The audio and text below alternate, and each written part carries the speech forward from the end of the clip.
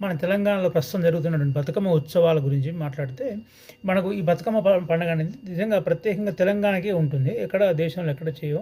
ఇప్పుడు సరే కొన్ని ప్రాంతాలు ఇప్పుడు కూడా చేస్తున్నారు. ఎందుకంటే ఒకప్పుడు నవాబులు పరిపాలించినప్పుడు భూస్వాములు, పెట్టుబడిదారులు, పెత్తందారులు పరిపాలించినట్టు ప్రాంతంలో ఉన్నటువంటి తెలంగాణ ప్రజలు అప్పుడు వాళ్ళ దగ్గర నుంచి పీడిత ప్రజలు అప్పుడు ఆ ప్రజల్ని పీడించేవారు. అప్పుడు ఆ పీడించే ప్రజలు నవాబులు ఎవరున్నారో వాళ్ళందరికీ ఎగనెస్ట్‌గా ఒక ఉద్యమం లాంటి వచ్చినటువంటి ఇదే మనకు తర్వాత అది బతుకమ్మగా వచ్చింది. అందరూ ఒక దగ్గర చేరి చప్పట్లు కొట్టుకుంటూ బతుకమ్మ అంటే ఆ నవాబుల నుంచో లేదంటే ఇంకెక్కడ పెట్టుబడిదారుల నుంచో, పెత్తందారుల నుంచో, భూస్వాముల నుంచో ఎవరి నుంచో మీరు బతుకమ్మ అని చెప్పేసి ఒక ఒక చరిత్ర కూడా ఉంది. ఇటువంటి ఒక అక్కడి నుంచి దాని తర్వాత బతుకమ్మగా లాగింది. మనం ఎందుకంటే ప్రపంచంలో ప్రతి దేవుడిని కూడా 3,00,00,000 మంది దేవతలను కూడా మనం పూలు పెట్టి పూజిస్తాం. కానీ ఇక్కడ మన బతుకమ్మలో పూలని దేవునిగా పూజిస్తాం. అంటే ప్రకృతిని ఎందుకంటే ప్రకృతి దేవత, నిజంగా ప్రకృతి దేవుడు కదా!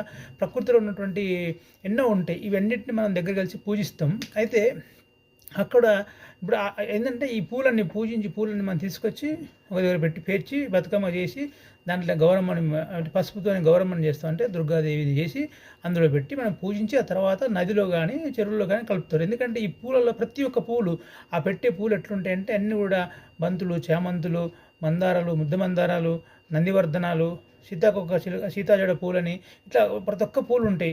ఆ పూలన్నింటిలో సైంటిఫికల్‌గా పూలన్నింటిలో కూడా మంచి ఔషధ గుణాలు ఉంటాయి. ఈ నీళ్ళలో కలిపినప్పుడు ఈ ఔషధ గుణాలు ఆ నీళ్ళని శుద్ధి చేస్తాయి కాబట్టి అని చెప్పేసి ఆ ప్రత్యేకతను కలుపుతుంటే అయితే అది చరిత్ర.